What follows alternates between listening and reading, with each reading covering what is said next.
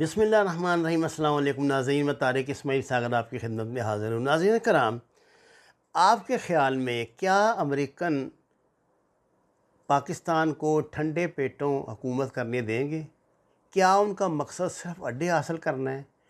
क्या पाकिस्तान अगर उनको दोबारा शमसी बेस दे भी दे तो वो टल जाएंगे हमसे, हमारी जान छोड़ देंगे?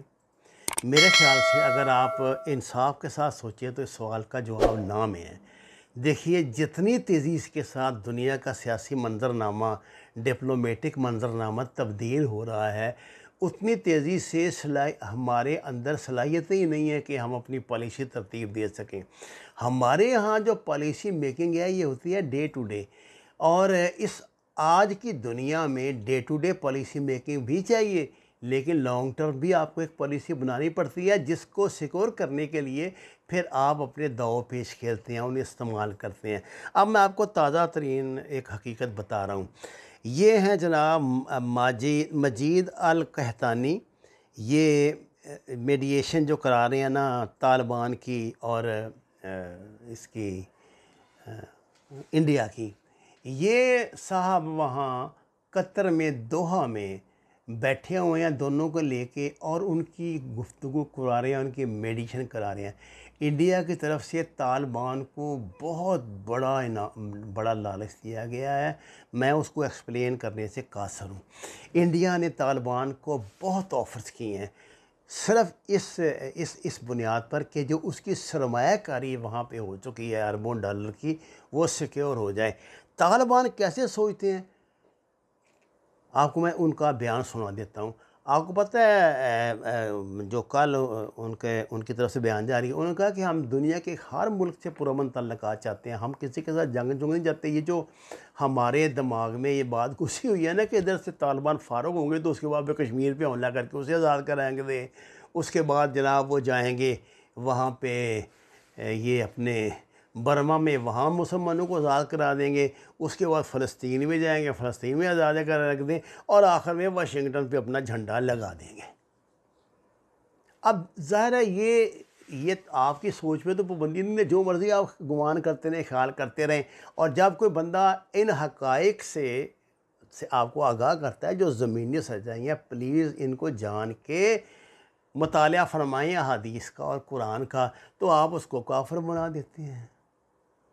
मैंने अपने किताब अफ़गानिस्तान पर क्या गुज़री में ये बताया है कि किस तरह इन मुजाहिदीन ने, सो कॉल्ड मुजाहिदीन ने जिहाद को फ़साद बनाया, और किस तरह ये जिहादी से फ़सादी बने, और किस तरह इन्होंने पाकिस्तान का भी बेड़ा गर्क किया, अफ़गानिस्तान को भी बेड़ा गर्क किया, और एक मुस्तकिल मैदान जंग प्रॉक्सी जो है वहाँ लगा के हमारी जड़ों में भी बैठ गया। 50 लाख जो महाजरीन का तोहफ़ा है वो अलग से है। ये ज़मीनी सच्चाई है।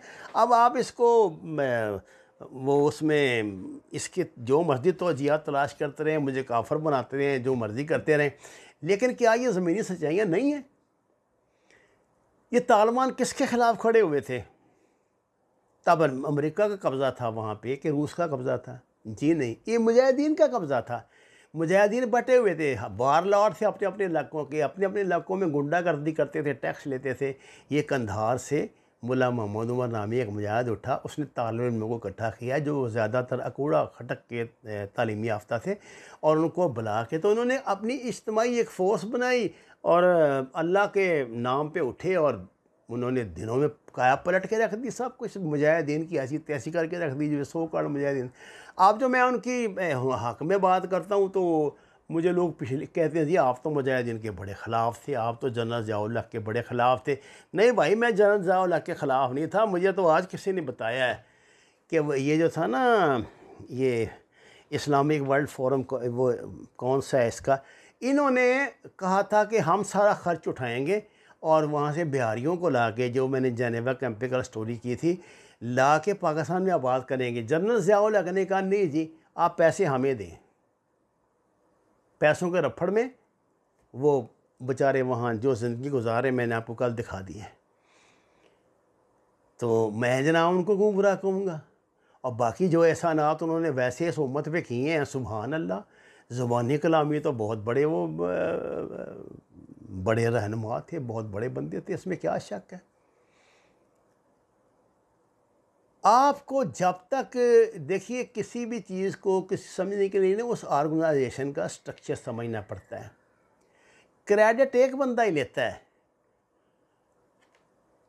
राजीव गांधी के कान में बात तो जनरल ज़ियाउल हक ने ही की थी, उसने करनी थी। अगर जनरल ज़ियाउल हक की जगह उस वक्त कोई उल्लू राम, खुल्लू राम, को ठट्ठू राम, फट्टू राम, को मोहम्मद दीन, कोई ग़ुलाम रसूल, कोई तारक इसमाइल, कोई खत्तू खां, को फतू खां, को मलक साहब, को चौधरी साहब वहाँ होता तो वो ये फ़र्ज़ अदा कर देता। उन्होंने को अपने बरते बरते बात नहीं की थी, अपने दिमाग से तो नहीं की थी। ये तो पूरी प्लानिंग की जाती है, ये इंटेलिजेंस की गेम होती है। ये तो उस वक्त जो बंदा था पाकिस्तानी में, जनरल हमीद गुल थे मेरे ख्याल, ये तो हमीद गुल का दिमाग था जो ऐसे चलता था। ये तो उन्होंने उनसे बात करवा उनसे दी, उनकी जगह को और होता, मैंने आपको बता दिए इतने नाम, तो उनसे करवा देते वो। लेकिन हमने उसको जनाब अपना पता नहीं क्या सलाउद्दीन अय्यूबी बनाया हुआ है। क्या यार, आप कैसे अल्लाह के बंदे हैं, इतनी शिद्दत पसंदी है हमारे।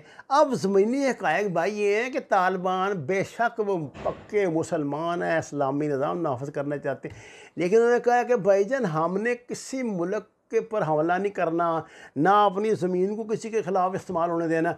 और जो मोमिन के मुँह से निकली हुई बात हो उस पर एतबार कर लिया करें, वो झूठ नहीं बोलते, उन्होंने ऐसा करने भी नहीं देना। तो जब वो किसी को करने नहीं देंगे तो खुद कैसे करेंगे? वो खुद को कश्मीर में जाके जहाज़ करेंगे, उनका दिमाग ख़राब है। और ये जहाज़ वाला पटाखा भी आज फूट जाएगा। ये अगर जो कॉन्फ्रेंस हो रही है ना, आपको लग पता जाएगा एक हफ़्ते के अंदर अंदर कि कहाँ गया आपका कश्मीर और आपके कश्मीरी, और क्या क्या यहाँ बातें बनी। नक्शे तो आने लग गए हैं ना, मकबूजा कश्मीर जिसमें से गायब है और वो उसको अलग मुल्क बनाया हुआ है। ये तो आ गए हैं ना बन के नक्शे, इस पे सोशल मीडिया पे आपने देख लिए होंगे, डिबेट भी हो रही है इस पर, और वो थूरियाँ भी पेश की जा रही हैं साजिशी कि कितने इलाकों को मिला के इंडिपेंडेंट कश्मीर बनेगा, कितना फिर इलाका जो है वो चीन को दिया जाएगा, वो पाकिस्तान को कितना देना पड़ेगा। ये सारे ये टंटे फंटे ऐसे नहीं हो जाते। अब जो इन्होंने कॉन्फ्रेंस बुलाई है वहाँ पे, तो उसमें क्या उसने उनकी क्या ज़रूरत है। महबूबा मुफ्ती की एंड कंपनी की, और जो वहाँ पे बंदे वो काठे वहाँ बैठाए हुए हैं उन्होंने, उनकी क्या ज़रूरत है मोदी के किसी फैसले, अमित शाह के किसी फैसले के ख़िलाफ़ गर्दन भी ला सके। और उनको ये भी पता है कि ये जो फैसला करेंगे ये उनके बाप का नहीं है, अमेरिका का फैसला है। इन मुल्कों को हम तो थोड़ा चला रहे हैं, जिस तरह जितने मजबूर हम हैं इंडिया भी इतना ही है। वो जो उनकी बदमाशी है ना, वो मुसलमानों के लिए है, वो भी इंडियन मुसलमानों के लिए। उनको मारते पीटते हैं कि उनको कहते हैं जय श्री राम को, और ये करो और वो करो, और तो किसी का कुछ बिगाड़ नहीं सकते। वो नॉर्थ में करे ना कुछ, जाके नागास को करे ना, माओस को कहे ना कुछ, वो अपनी अदालतें लगाते हैं। 52 अदालतें हैं उनकी यहाँ, इनकी माओस की, और वो शहरों में लगती हैं, जंगलों में नहीं लगती। क्या कर लिया इंडिया ने उनका? लेकिन आज़ाद मुल्क है, इंडिया है। बस ये है कि वो इस यहाँ ये इसमें सेंट्रल इंडिया में मार रहे हैं मुसलमानों को, इसको वो अपना बड़ा कारनामा बना रहे हैं, कर रहे हैं। अब बात यह है कि इंडिया की भाईजान हुई है ठीक ठाक सरमायाकारी वहाँ, और इंडिया ने वहाँ पे अपनी फ़ौजें भेजने से इनकार किया था। मैं आज आपको नुक्ते की बात बता दूँ, उन्होंने अमेरिका से कहा था हमने नहीं भाई भेजनी, हम इनसे दुश्मनी नहीं ले सकते। आप हिंदू को क्या समझते हैं, बेवकूफ़ समझते हैं? हाँ, उन्होंने देखा नहीं रूस को कैसे जूते पड़े थे, उससे पहले बरतानिया को कैसे पड़े थे, अब अमेरिका को कैसे पड़े हैं। तो अमेरिका क्या वो उनकी जगह लेते हैं, वहाँ वो जूते खाते जाके। ये जो बनिया होता है ना, ये बड़ा तेज़ तरार होता है, ये जूते खाने के लिए आते। ये जूते किसी की हाथ में पकड़ के मरवाता, अपने तो हाथ पे ख़राब नहीं करता। बड़ी तेज़ी से दुनिया का मंजरनामा बदलना है, होशियार होना पड़ेगा। याद रखना, ये जो अगर ये बातचीत कामयाब हो गई और ये अपना सॉफ्ट कॉर्नर बनाने में कामयाब हो गए तालिबान के दिल में, तो तालिबान को ऐसा पुश बैक मिलेगा ना इनकी तरफ से। बड़े मक्कार लोग हैं, इन्होंने कहना जनाब हम हाज़िर हैं, और इस तरह मीसनेपन से कहना हमसे तो वैसे भी इल्ला माशाल्लाह हैं तो हमारे मुसलमान भाई ना, जितना हमें गुस्सा आता है उससे ज़्यादा उनको आता है। हमसे तो वो खुश होते ही नहीं है और हम उनसे नहीं होते।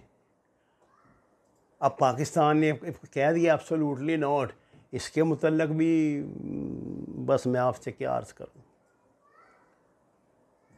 अल्लाह हम पे रहम करे। ऐसा ऐसा झूठ हम बोलते हैं यार। आखिरी बात आपको सिर्फ बता दूँ, अमेरिका जाने से पहले पाकिस्तान को अफ़गानिस्तान बनाना चाहता है। इसके बावजूद कि उसकी काफ़ी बातें पाकिस्तान ने मान ली हैं। बाकी समझ वालों के लिए होती हैं बातें, अगर समझ आ जाए तो फ़बिहा वमा अलैना इल्लल बलागुल मुबीन। नाज़रीन किराम, दरख़्वास्त है कुरान और नमाज़ को तर्जुमे के साथ जानिए। हमारे चैनल को सब्सक्राइब करें, लाइक दें, सच के सफ़र में हमारा साथ दें। आपका बहुत शुक्रिया।